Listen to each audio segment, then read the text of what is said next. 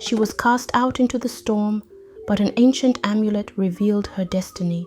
Will she reclaim her throne or lose everything? In the vibrant heart of the village of Mbandaka, where the restless river wove its song through dense forests and vibrant marketplaces, there lived a girl named Kima. Mbandaka was alive with energy.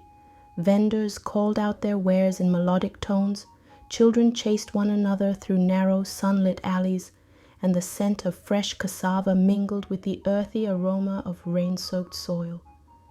Yet, amidst this vibrant tapestry of life, Kima often felt like a quiet thread, weaving her own path, searching for her place. Her father, Amadi, was her sanctuary, a man whose wisdom was as steady as the river's current, and whose laughter could fill even the gloomiest days with light. A storyteller by nature, Amadi's voice carried the weight of ancient wisdom and the warmth of boundless love. He painted the world in vivid tales of resilience, courage, and destiny, wrapping Kima in the strength of his words. Kima, he would say, his voice as steady as the pulse of the village drums, your spirit shines brighter than gold. Never let the world dim it. His gaze, tender and unwavering, seemed to hold the promise of a future far greater than the confines of their small village. These words became Kima's armor, her guiding star, in a world that often felt too vast and too unkind. Amadi's stories were more than entertainment. They were lessons wrapped in wonder. He spoke of great warriors who rose from nothing, queens who ruled with wisdom and grace, and rivers that carried secrets whispered by the ancestors. Together, they would sit beneath the towering baobab tree, its gnarled branches reaching for the heavens, as Amadi wove dreams out of words and filled Kima's heart with the courage to face any storm. To Kima, her father was more than a man. He was a lighthouse in the fog of uncertainty, a steady anchor in the turbulent waters of life. Yet even in the brightest of days, shadows lingered. There was an unspoken understanding between them, a silent acknowledgement that the world beyond their stories was often harsh and unforgiving. But with Amadi's unwavering love and his words etched deep in her soul, Kima dared to believe that her spirit could indeed outshine even the darkest night. As the restless river carried whispers of the unknown through the village, Kima clung to her father's teachings, not knowing how soon she would need to draw on the strength they gave her. For in the shadows of Mbandaka's vibrant life, a storm was quietly brewing, one that would test the resilience of her golden spirit in ways she could never have imagined. Amadi's death descended upon Kima's world like a shroud of darkness. The fever came swiftly, a merciless thief that stole the warmth and strength of the only person who had ever made her feel safe. One day, Amadi was there, weaving dreams from stories beneath the baobab tree. The next, his voice was silenced forever. The house, once filled with his laughter and the rhythm of his stories, became a hollow shell. Kima was adrift, the echo of his words her only anchor. Your spirit shines brighter than gold. Nafo, her stepmother, was not a woman built for warmth. Hardened by her own losses, her grief curdled into bitterness, and Kima became the target of her pain. At first it was subtle, curt commands, cold stares, but like a storm gathering strength, Nafo's disdain grew fierce and unrelenting. Kima became the scapegoat for every misstep, every moment of misfortune. A broken pot was Kima's carelessness. An empty granary was Kima's greed. Her stepmother's resentment coiled tighter each day until it snapped. On one storm-laden evening, Nafo's fury erupted like a crack of thunder. Lightning illuminated her face, twisted with rage. "You're nothing but a burden," she spat, her words cutting through the sound of the rain hammering against the roof. "Get out of my house. I have no place for you." Kima's pleas trembled on her lips, but Nafo's eyes held no mercy, no softness, only cold finality. Defeated, Kima gathered what little she had: a threadbare blanket that barely kept the chill away, a wooden comb her father had carved, and a handful of dried maize. She stepped out into the storm, the rain soaking her to the bone, her tears indistinguishable from the relentless downpour. The wilderness beyond Mbandaka was a world of shadows and whispers, a realm of towering trees that loomed like watchful sentinels. The branches above whispered ominously in the wind, and the undergrowth clawed at her bare feet, leaving them torn and bloodied. Hunger gnawed at her insides, a constant ache that the forest did little to soothe. She found bitter berries that left her retching, and leaves that promised sustenance but delivered none. Each night brought a new terror. The howls of unseen creatures pierced the darkness, filling her heart with dread. Her father's words became her mantra, a fragile shield against despair. Your spirit shines brighter than gold.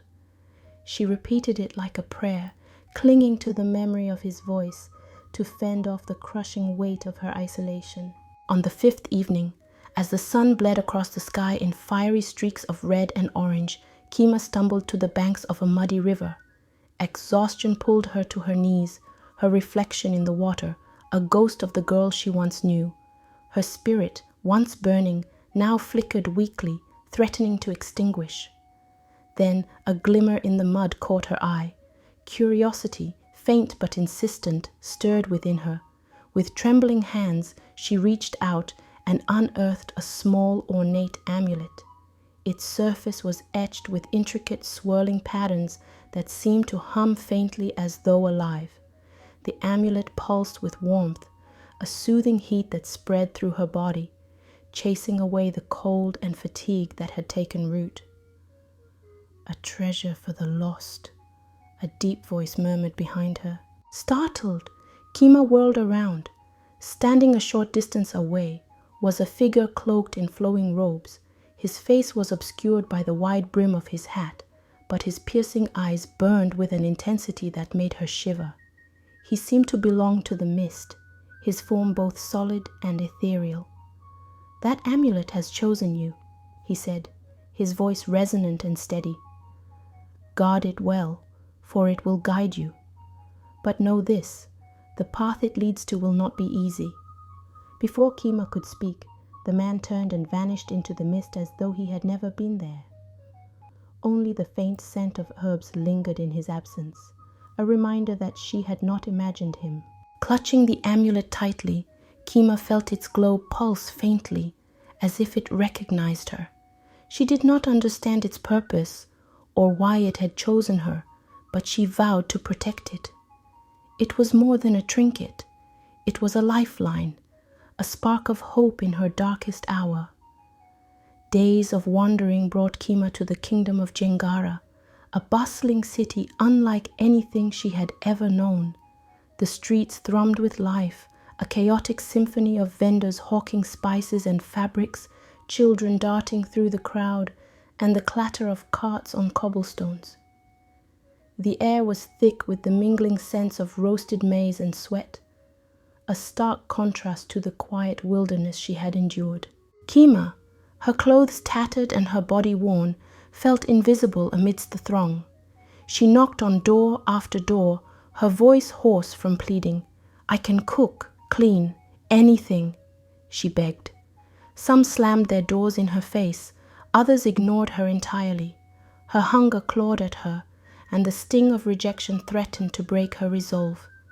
But as she wandered the labyrinth of streets, her father's voice whispered once more, "Your spirit shines brighter than gold." It became her anchor in the chaos, a reminder that even in the face of despair, she had something the world could not take, her indomitable will. As the doors of Jengara slammed shut one by one, Kima's voice grew hoarser, her hope dimmer. "I can cook, clean, anything you need," she implored. But the city seemed deaf to her pleas. Some doors never opened, others slammed before she could finish her sentence. Laughter echoed from behind her, cruel and biting, as strangers mocked the desperate girl wandering the bustling streets. Hunger gnawed relentlessly at her belly, but she pressed forward, whispering to herself, "A river carves through stone not by strength but by persistence." Her father's words, fragile as they felt now, became her lifeline. By the time the moon rose high into the sky, silver light spilling over the city, Kima found herself standing before a gate unlike any she had seen before. It towered above her, wrought of intricate ironwork, gilded in gold, shimmering faintly beneath the moonlight. Beyond the gate loomed a grand mansion, its tall, arched windows glowing warmly against the cool night. The estate seemed almost otherworldly, a place of wealth and power that had no room for someone like her. Kima hesitated, her courage faltering as she stared at the imposing structure. "This is no place for someone like me," she murmured under her breath, but the sharp pain in her stomach overruled her doubts. Taking a deep breath, she stepped forward and knocked on the massive wooden door. The sound echoed ominously, and for a moment Kima thought no one would answer. Then the door creaked open, revealing a tall man with streaks of gray in his hair and eyes that seemed to carry the weight of 1,000 unspoken sorrows.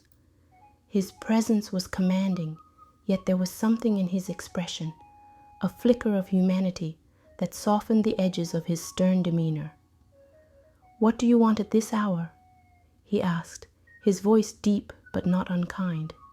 "Please, sir," Kima said, her voice trembling, "I seek work or just a meal for the night." The man studied her for a long, unsettling moment. His piercing gaze swept over her tattered clothes, her blistered feet, the bundle clutched tightly in her hands. Kima braced herself for rejection, but instead he sighed heavily and stepped aside. "I do not usually take strangers in," he said, "but I will not leave you to the streets. Come in." The inside of the mansion left Kima breathless. Polished floors reflected the soft glow of crystal chandeliers, and the air was fragrant with the scent of jasmine. Every corner of the home seemed meticulously crafted, a stark contrast to the chaos of the world outside. The man, who introduced himself as Olumide, led her to a modest room tucked away at the back of the house. It was small, with a simple bed and a wooden table, but to Kima it felt like a palace. "You may rest here," Olumide said, his voice measured, "but tomorrow you will work to earn your keep."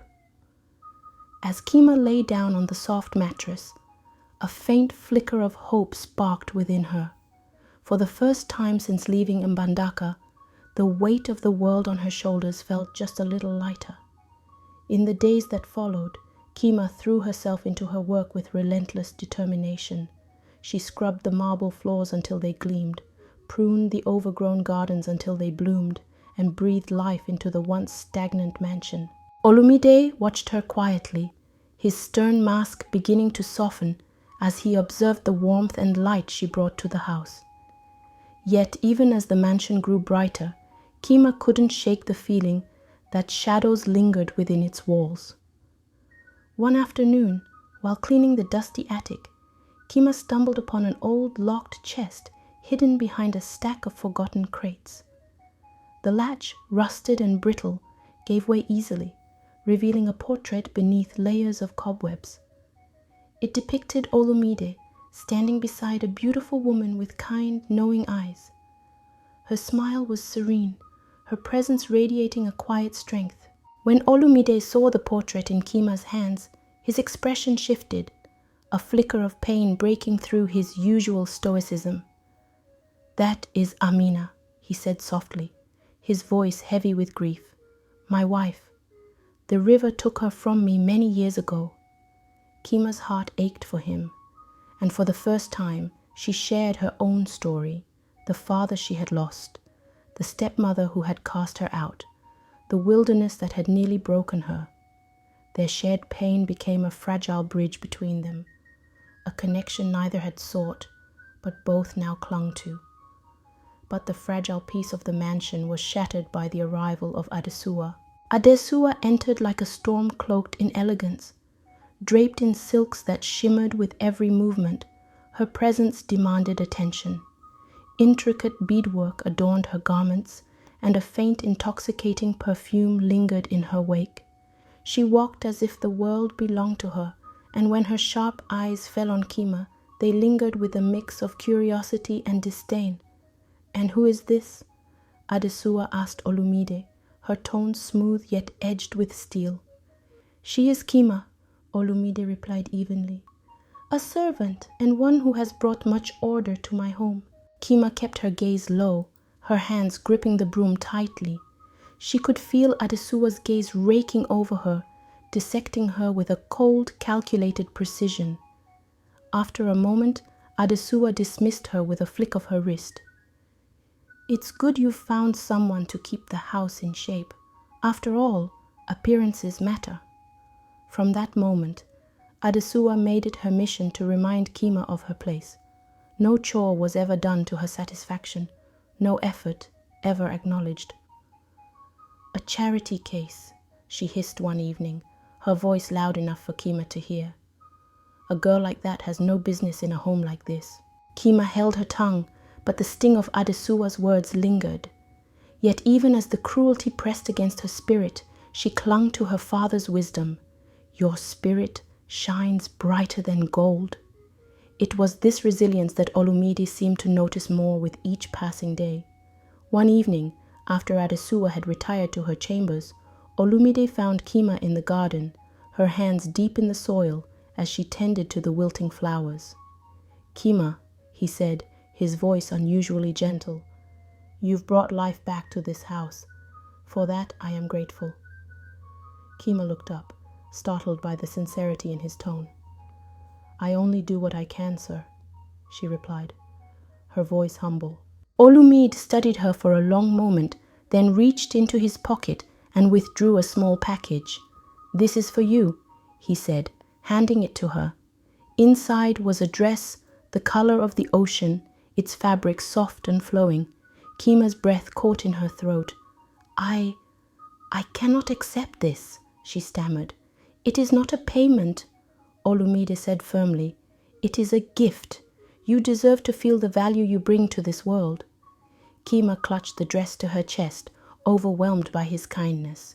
For the first time in years, she felt seen. But her moment of joy was fleeting, for the storm that was Adesua was not yet finished with her, and this storm would change everything. "Kima," Olumide began, his voice steady yet charged with emotion, "I do not wish to marry Adesua. This arrangement was forced upon me by my family, but my heart seeks freedom, and now it seeks you."